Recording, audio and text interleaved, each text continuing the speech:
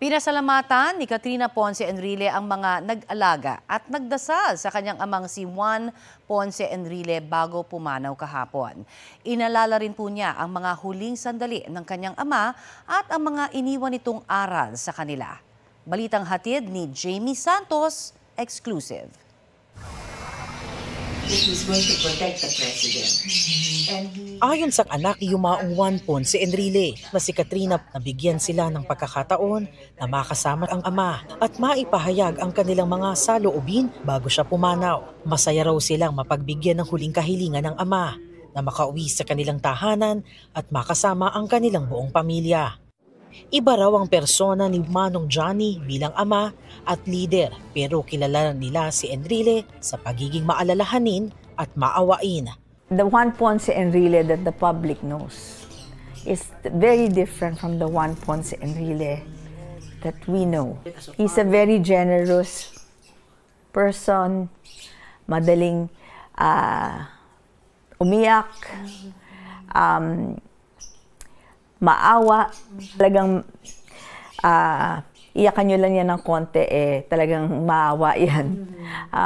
Talagang tutulungan niya po lahat ng pwede niyang tulungan. Anya, isa sa mga pinakamahalagang aral ng kanyang ama ay ang pagiging mabuting tao at ang pagtrato ng maayos sa kapwa. Sa akin po, ang parati niyang sinistress po sa akin, bata pa po ako, is to remain humble, to treat people correctly, because the people that you meet when you are rising may be the same people you will meet when you are going down.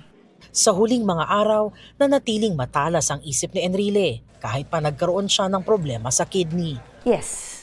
It just deteriorated a little bit already. Parang nag-start na yung mag-fail yung kidneys po niya. Nagpapasalamat si Katrina sa lahat na nag-alaga at nagdasal para sa kanyang ama. I would really like to thank all the attending physicians, from telemetry to the ICU, and lahat po ng mga doktor. Alam niyo po kung sino po kayo. Maraming salamat.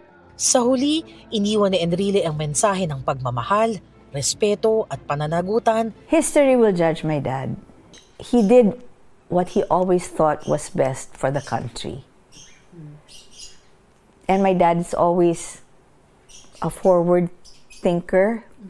He always tells me na always think of the end game.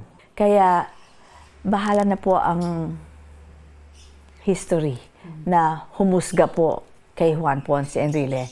Jamie Santos, nagbabalita para sa GMA Integrated News.